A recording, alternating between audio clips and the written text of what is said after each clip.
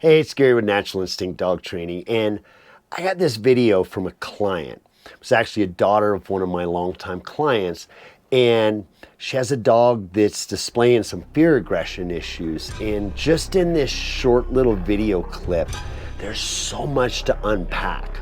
So I'm going to go through this and explain to all of you the little things that we should be doing to help our dogs. Honestly, it's the little things that make the biggest difference. By addressing these little things, we're able to actually keep the big things from happening. You are so good. Good girl, baby. Whoa. Man, that was a lot, wasn't it? It seems pretty simple. You know, the vet tech was trying to hand the dog a treat, and the dog went and got the treat. And then when the vet tech reached back in, the dog lunged at the vet tech. Now, this is a classic sign of fear aggression, and we could say it's a classic sign of aggression. You give it a lot of different labels.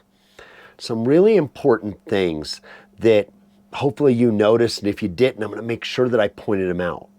So in the very beginning, you can see that as the person walked up to the dog with the treat, there's one big thing missing, that started it all going downhill. Imagine if you were out somewhere and if you have kids with you, or you have friends' kids with you, whatever, and a stranger walks up and says to the kids, "Would you like some candy?"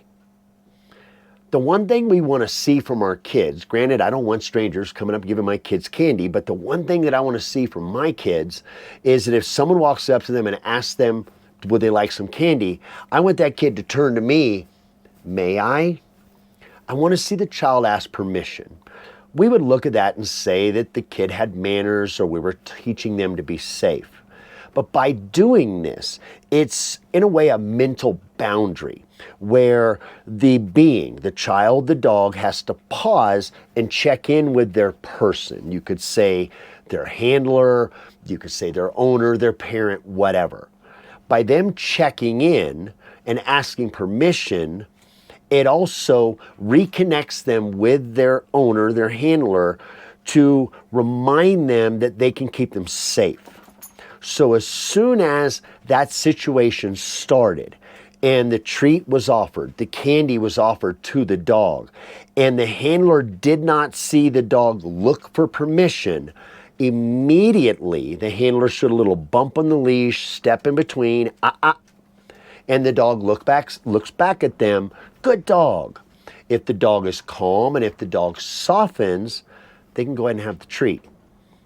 Now the next thing that is a little bit bigger of a sign is the dog goes in, and as you can see, the dog goes in for the treat. But as soon as the dog gets the treat, it backs up. That's the other red flag. You know, your first red flag was when the dog didn't ask, "May I have this?"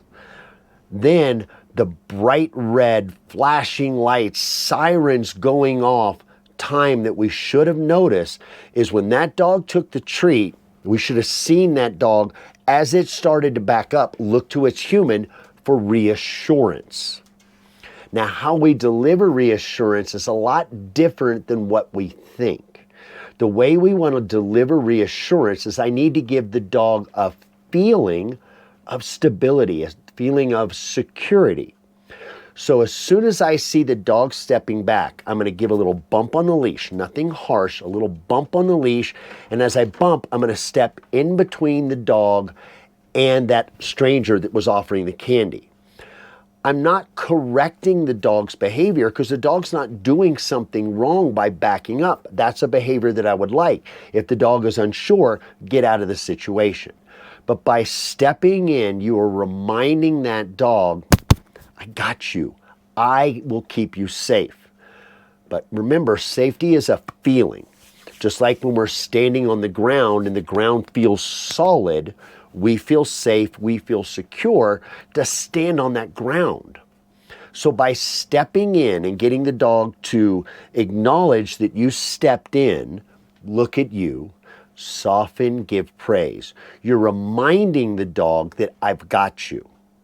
Because nothing happened in the beginning, The dog saw the candy offered, the treat offered, and the handler didn't get involved.